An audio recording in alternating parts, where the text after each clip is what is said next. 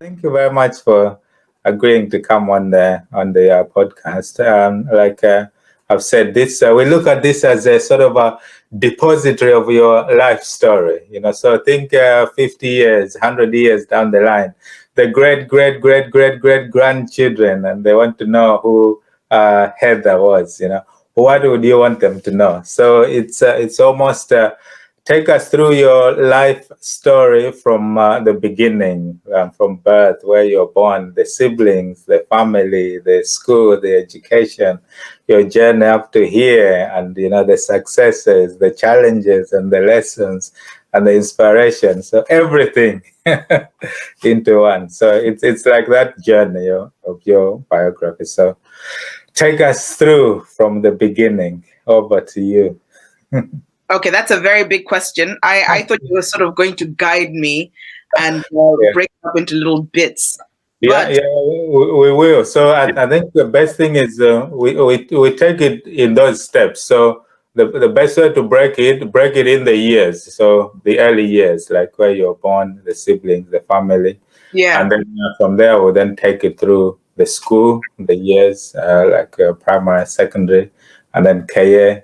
And then so on. So it's like you've got that structure to break it up. So start from the beginning. Yeah. So as you well know, but people watching this may not know, I was born in Malawi. And when I was born, my family, my mom and dad, lived in a little sort of medium density neighborhood called Chinyonga. Mm-hmm. In what is, in England, it would be described as a semi-detached bungalow. And at this point, my dad had been in business for about 2 years, maybe a year. And I mean, the business, that was the bulk of his life. He had started it a couple of years before, but he'd been in business since he was like 7. I've got podcasts about it if you want to listen to it.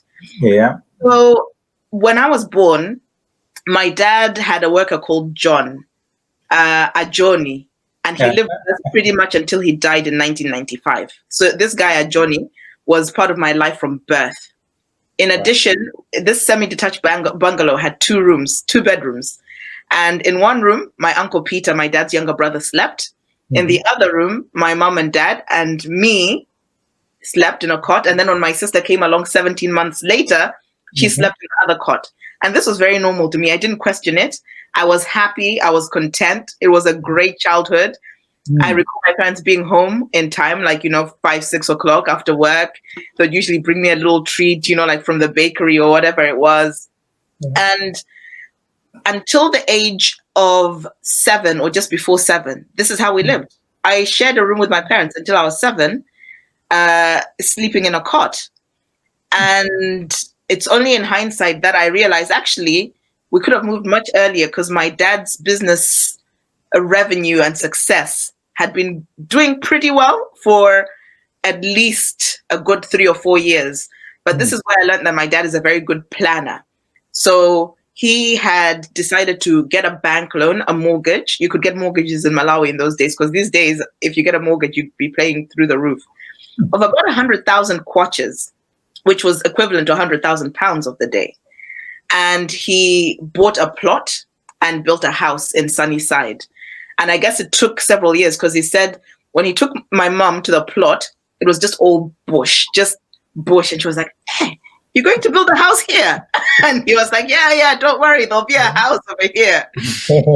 And my memory of living our semi-detached bungalow was a pickup coming to our house, piling the car up until the pickup couldn't take anything more, and me and my sister sitting in the front. It was a single cabin pickup, and driving to this new house. And from that day, we never went back to that semi-detached bungalow to live. But my dad he kept it. It's still in the family today, because Uncle Peter ended up buying it from my dad many years later. And it's just whenever I think about my childhood and Chinyonga, the medium density neighborhood, it's all positive feelings that I get. I went to a nursery school there. I used to be a very naughty child. Anything that you can think that a naughty child will do, I did it. And my parents were enablers. They're not really strict disciplinarians. So when people would be like, "Hey, when are you? This child, you need to discipline her," my parents would just be like, eating soil. I ate soil, flowers, swearing at guests, climbing on furniture. You mentioned it, I did it. I'm sure a lot of people listening to this who know you are not surprised at all. I was born a free spirit, and my parents allowed me to live as a free spirit. Yeah, good. So, good. I mean, in some senses, if someone came to see where we lived, they would say, oh, she's maybe relatively poor, but really we were relatively wealthy because everything that we needed, we had. We always had enough food. The house maybe was small, but it's just the circumstance my parents chose to live in. And when we moved to our bigger house, maybe people would say, oh, they're relatively rich. But actually, we were the same. We were the same people just living in a bigger house. Our financial circumstances had been actually stable since I was born, but it was a low density neighborhood. So the nearest neighbor was very far away. We still live in this house today. My parents still live in that house today. And over the years, they've added rooms to it. So now it's like a 7-bedroomed house. I don't even know how many bedrooms there are. I'd have to count them, including a boys' quarter with 2 bedrooms and a bathroom. Yeah. So that was my childhood. I went to primary school initially at a place called Southend. But my mother told my dad that he thinks he should invest in our education. Southend is a good school. It's still there. But she wanted the best education. So I was transferred at that point to St. Andrews.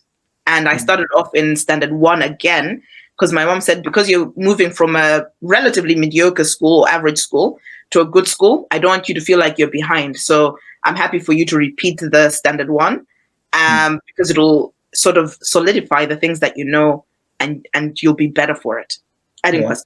I was only 7 or 8 or whatever it was. I just went into standard 1. But fortunately, when we get to the secondary school years, I skipped a year in secondary school, which made up that time. So I went to St. Andrews primary school. I still had a happy childhood. At that time in Malawi, you used to play with kids from your neighborhood. After you've had lunch, you just go to whoever's house. There was a stream at the bottom of where we lived. Would catch tadpoles. Would play pada, just an ordinary childhood. In 1990-91, just when DSTV came to Malawi, we got DSTV. We were one of the first Malawians to get DSTV. And now this is satellite television. I think we've still got the same satellite dish, but the satellite dish those days was huge. Because we lived like sort of on low-lying land, my parents had to build like a block, sort of like as tall as a bungalow house, I guess, to actually sit this satellite dish so that it can receive television. I remember it as a marker because it was different. No one else had satellite TV. I mean, it was 1990 to 92. Hardly anyone had, TV as a thing. So we got this satellite television. And so I was able to watch international TV from a very young age, which resulted in me having sort of a hybrid accent of, at that time, slight American twang, because all this, you're watching Fresh Prince of Bel-Air, The Cosby Show, cartoons from America, just a lot of American influence. I think if you'll recall, even when we went to secondary school, our music was very internationally influenced, whereas if you go to Malawi now, we've got local artists which people enjoy. It was actually very simple.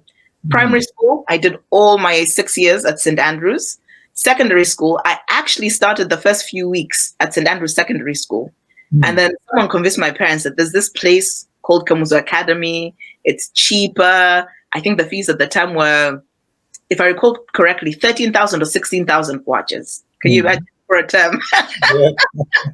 And St. Andrews was a little bit more expensive, but for day school. And my parents said, yeah, we're taking you to this place. And I really didn't question it. My mom took me. And I remember being wowed by the dam, like, oh my gosh, this place is beautiful. And I took the exam. I passed. I don't even know if you had to pass to get in at that point because Kamuzu had died and the school just needed to do whatever it could to pull me through the door. But I guess the exam, it was English and maths, helped them to sort people into sets. So I showed up at school, I think it was 3 to 5 weeks after everyone has already started. And it wasn't easy for me to make friends. Everyone had already made friends because I'm very outspoken. I was quick to point out when people were doing things wrong. Yeah. I remember in my very first day, I went to a maths lesson. And keep in mind, I'd been in secondary school for a few weeks now. The teaching was so slow, I really wanted to just shoot myself. I was so bored in that class. So after class, I'm talking to my friends. I'm like, that must be the third set. That can't be anything more than the third set because the teaching was so slow. You know, like that is not the kind of behavior that gets you friends. Exactly. So the next day, I asked someone if they could take me with them to their class. And she said, oh yeah, come with me. I don't remember the teacher's name, but it was a white man. And he said, oh, you don't want to come into this classroom today? We have a test. And I was like, oh, it's okay. I'll write the test. I came first in the test. First with someone called Danjana Banda. So the third day was a Wednesday. I think we had maths on the curriculum every day. He says, oh, no, you two, me and Danjana Banda, you're going to the next class. And that's when I knew that class was the first set because now I was stimulated. Yeah. And I was keeping up and I was enjoying it. And it goes to show that if you put a child in the wrong class, it can be disruptive, but not because they're a disruptive person, it's because they're not being engaged. Like the pace that you have to teach at for a third set class is completely different, even in the first year of secondary, to the pace that you have to teach at to engage the smart kid. And if you have the not smart kid in the top set, that would be disruptive for another reason. Yeah. When I started off at KA, I think I would have said I was a good to average student. I would say my grade in maths was sort of like an A-B. I have a sheet where I used to keep track of all the grades I'm getting in all my classes. And I can see that from every term by term, I always improved little by little. I skipped from Form 1, and in England, Form 1 is year 7, but I'm going to keep to the Malawian terminology. People have to adjust themselves. I skipped from Form 1 to Form 3 because they were going from a 6-year system to a 7-year system. And I think you skipped as well. Yes. From Form 2 to Form 4.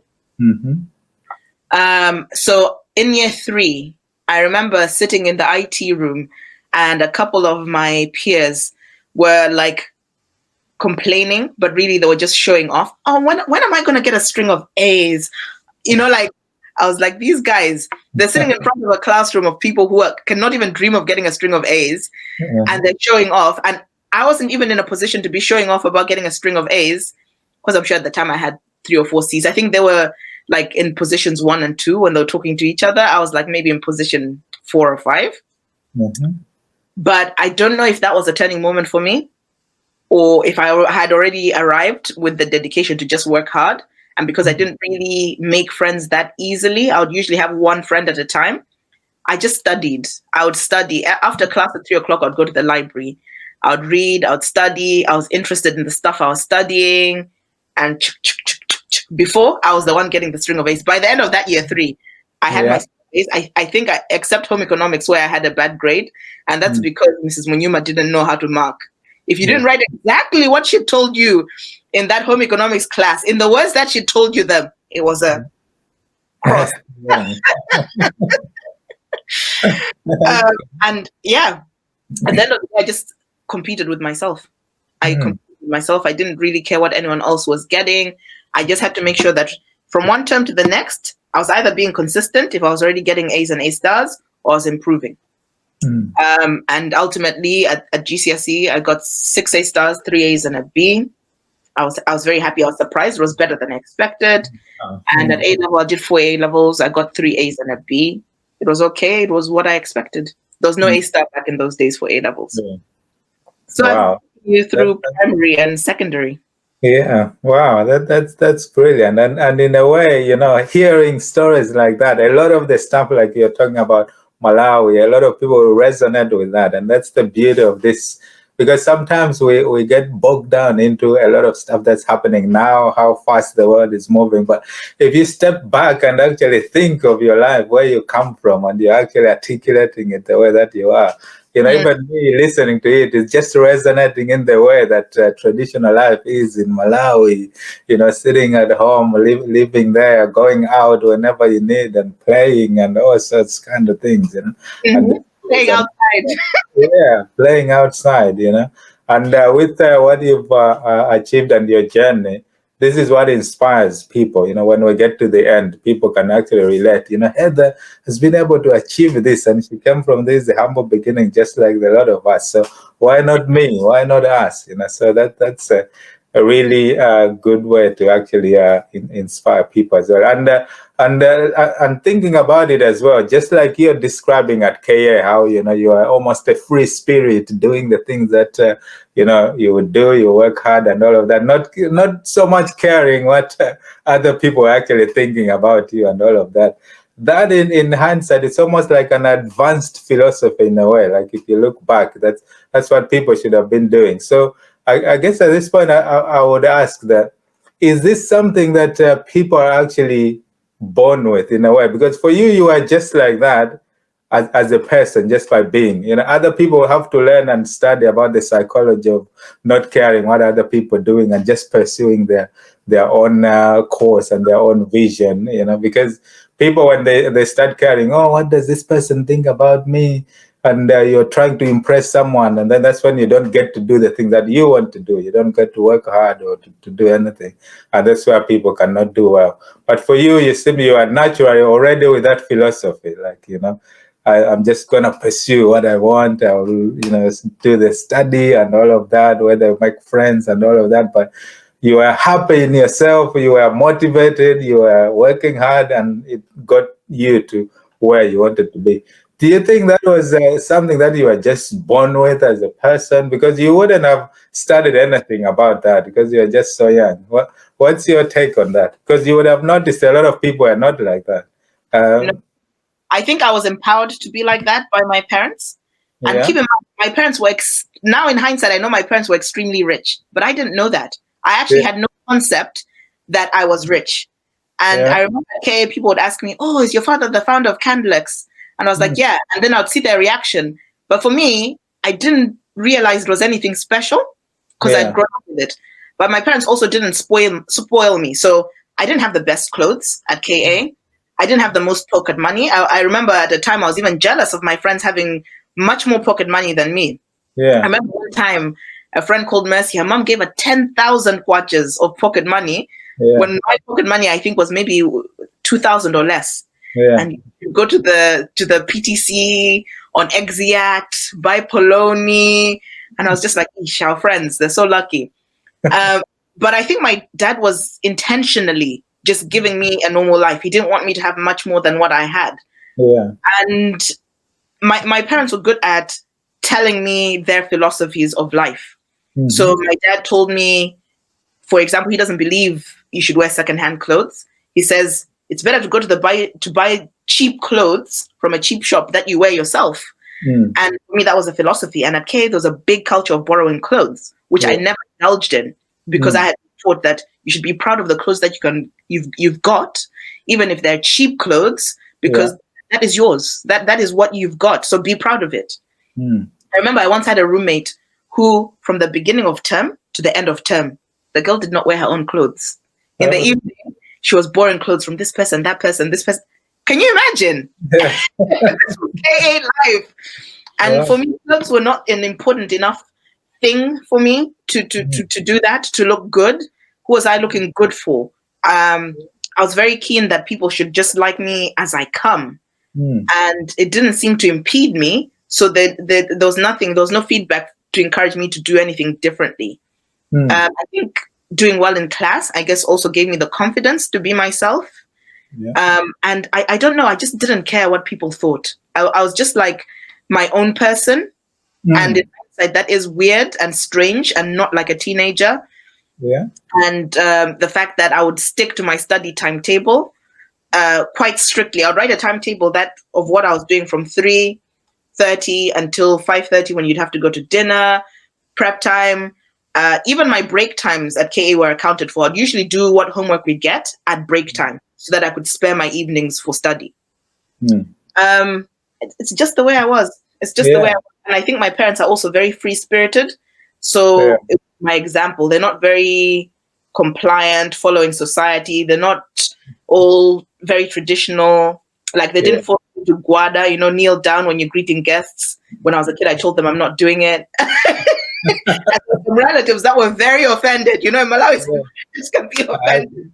I can imagine. So I guess in a way, it probably wouldn't have mattered. From what you're saying, it wouldn't have mattered whether your parents were rich or not in the way that you grew up anyway. Because they could have been anyway. You wouldn't have been any wise of what was happening. So that's a great testament to your parents. But I mean, looking back here, like having studied, you probably have studied yourself the traits and the qualities of successful people. A lot of the qualities and the things you're already demonstrating at a young age, like just pursuing what you're actually pursuing and doing, not caring what other people were doing or caring that you want to please someone or to blend in with the crew or the people. You just go about doing your own thing. So that was really, really something, So the curiosity here is, like I said, something that you are born with. Your parents obviously played a very key role, but even with that, other people would have parents who would do the same, but not grasp it in the same way. So the curiosity still remains, is it a genetics? Is it a character that someone is born with? Is it something they learn from parents or the environment and all of this? So I guess you get all sorts of answers. People will turn out differently and all sorts. So, it's great to see your example. So from KA, obviously, take us through the what happens next for the listeners, which some of it I'm already aware.